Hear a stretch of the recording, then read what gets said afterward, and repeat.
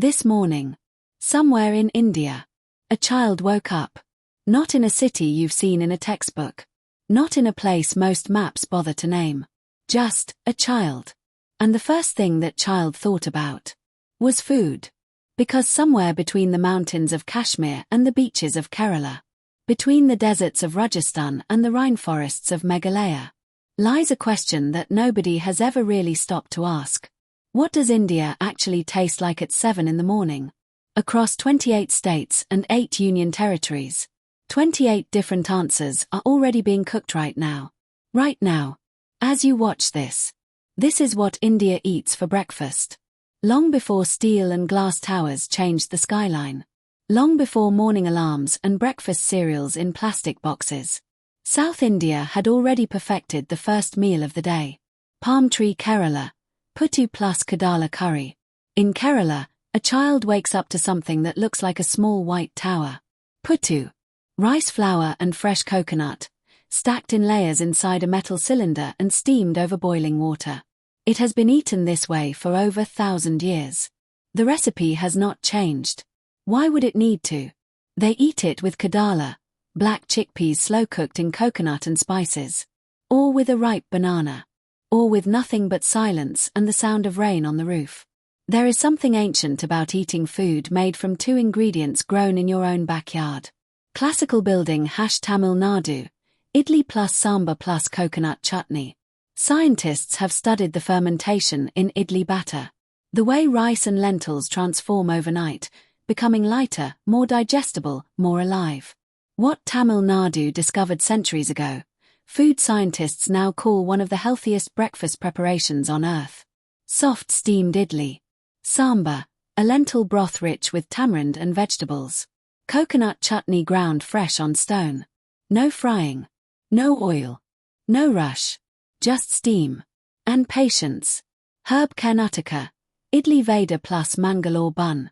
Across the border in Karnataka, something unexpected appears on the breakfast plate. A fried bread. Made with overripe bananas. The Mangalore Bun. Slightly sweet. Slightly savory. Served with spicy green chutney. A breakfast that sounds like it shouldn't work. And yet, it has been eaten along this coastline for generations. Some things don't need to make sense to be true. If South India speaks the language of steam, North India speaks the language of fire. Ear of rice Punjab, Aloo Paratha plus Makhan plus lassi. In Punjab, before the sun fully rises over the wheat fields, a Torah is already hot. Aloo Paratha. Dough stuffed with spiced potato. Flattened by hand. Pressed onto the iron. Then, a generous piece of white butter placed on top. Watching it melt is one of the quiet pleasures of North Indian mornings. Served with thick curd. Or cold lassi. Or both. The farmers who built this breakfast needed enough energy to work an entire field. That's still in every bite. Desert #Rajasthan. Pyaz kakari plus dal bati. Cross into Rajasthan. The land changes. Flat. Hot. Dry. Ancient. And somehow, from this desert, comes one of India's most beloved street breakfasts. Pyaz kakari.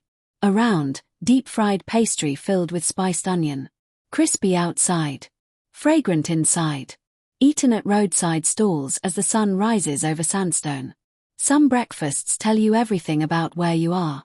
Mosque Delhi plus Uttar Pradesh. Chole bhature plus bedmi puri. In Delhi, breakfast is not a small thing. Chole bhature, spiced chickpeas and a fried bread the size of your face, is consumed by millions of people before 9 a.m. This is a breakfast that doesn't apologize for itself. It arrives with noise. With confidence. It's the breakfast of a capital city that has been rebuilding itself for 3,000 years. Here is a part of India that most maps rush past. The Northeast. 8 states. 8 languages. 8 completely different mornings. Cherry blossom West Bengal, Luchi plus Aloo Torkari. In Kolkata, the city that gave India its first Nobel Prize and its most beloved poetry. Breakfast is quiet. Luchi. Small white puris fried until they puff into perfect spheres. Eaten with Aloo Torkari, a simple potato curry made with mustard and turmeric. There is a particular way a Bengali household smells at 8 a.m. Mustard oil. Nigella seeds. The sound of hot oil. You could close your eyes and know exactly where you were. Snow-capped mountain Sikkim, Momos. And then there is Sikkim, tucked between Nepal, Tibet, and Bhutan, where the mornings are cold and the mountains are close. Here, children eat momos for breakfast. Dumplings. First thing in the morning. Steamed. Filled with vegetables or meat. Dipped in fiery chutney. Brought to Sikkim by Tibetan and Nepali traditions that mixed here centuries ago. The Himalayas begin just outside the window. The breakfast matches the altitude. Warm. Dense. Enough. Herb Assam plus Meghalaya. Jolpan plus Tungrambai. In Assam, breakfast is called Jolpan, and it comes from the earth directly. Flattened rice soaked in water. Fresh curd. Coconut. Jaggery. Assembled in minutes.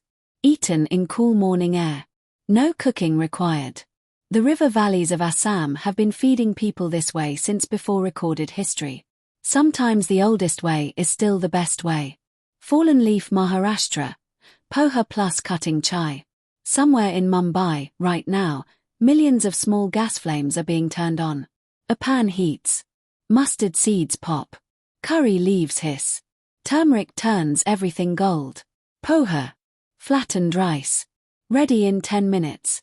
Eaten by a city of 20 million people who have somewhere to be. And in Indore, just a few hours away, they eat it with jalebi. Crispy orange spirals of fried sweetness. Savory and sweet. Together. For breakfast. India has never been afraid of combinations that shouldn't exist. Water wave Goa, poi bhaji. In Goa, the bakeries open before the sun does. The poi, a soft bread baked in wood-fired ovens, fills the entire street with its smell. It arrives hot, in paper bags, carried by children on bicycles. Eaten with bhaji, a spiced vegetable curry. While the sea is still dark. While the fishermen are already out. Gujarat, thepla plus mka achar. And then there is Gujarat's thepla. A flatbread made with fenugreek leaves, sesame, turmeric, thin, spiced, folded. Eaten with mango pickle at 7 a.m. Or packed into a tiffin and eaten on a 14-hour train journey. It stays fresh for days. In a country where millions of people travel by train for days at a time. Gujarat invented the perfect portable breakfast. Every dish solves a problem nobody else thought to name. At the very top of India. Where roads end and glacier begin. Where the air is thin and the winters last 9 months. People still wake up and cook breakfast. Snowflake Jammu and Kashmir, Shirmal plus kahwa. In the Kashmir Valley, breakfast is called kahwa. A green tea steeped with saffron, cinnamon, cardamom, and almonds. Poured into a small bowl called a kos. Held in both hands. Eaten with shirmal, saffron bread baked in a clay tandoor. The same bread that was served to Mughal emperors 300 years ago. The same bread. The same cold morning. The same 2 hands holding warmth. Snow-capped mountain Himachal Pradesh, Sidhu.